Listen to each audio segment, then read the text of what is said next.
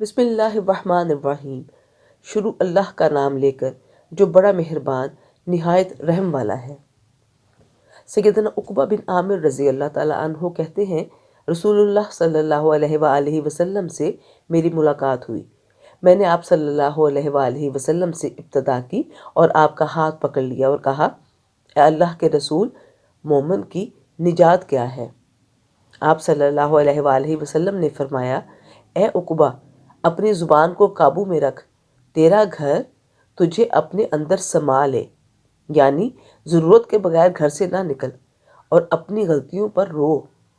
سیدنا عقبہ رضی اللہ تعالیٰ عنہ کہتے ہیں، پھر رسول اللہ صلی اللہ علیہ وآلہ وسلم مجھے ملے اور آپ صلی اللہ علیہ وآلہ وسلم نے مجھ سے ابتدا کی اور میرا ہاتھ پکڑا اور فرمایا، اے عقبہ بن عامر، کیا میں تجھے ایسی بہترین صورتوں کی تعلیم نہ دوں؟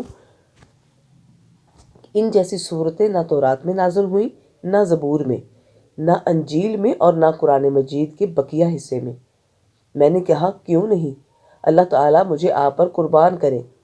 پھر آپ صلی اللہ علیہ وآلہ وسلم نے مجھے سورۃ اخلاص یعنی قل ھو اللہ احد، سورہ فلق قل اعوذ برب الفلق اور سورۃ والناس قل اعوذ برب الناس پڑھائیں اور پھر فرمایا، اے عقبہ، ان کو نہیں بھولنا اور ان کی تلاوت کیے بغیر کوئی رات نہیں گزارنی۔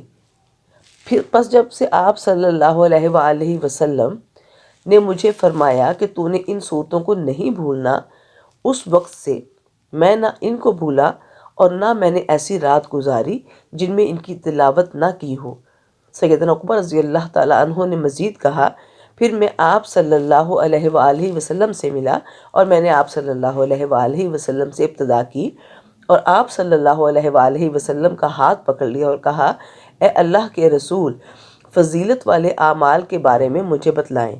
آپ صلی اللہ علیہ وآلہ وسلم نے فرمایا، اے عقبہ، جو تجھ سے قطع رحمی کرے اس سے صلہ رحمی کر، جو تجھے محروم کرے تو اسے عطا کر، اور جو تجھ پر ظلم کرے تو اسے معاف کر۔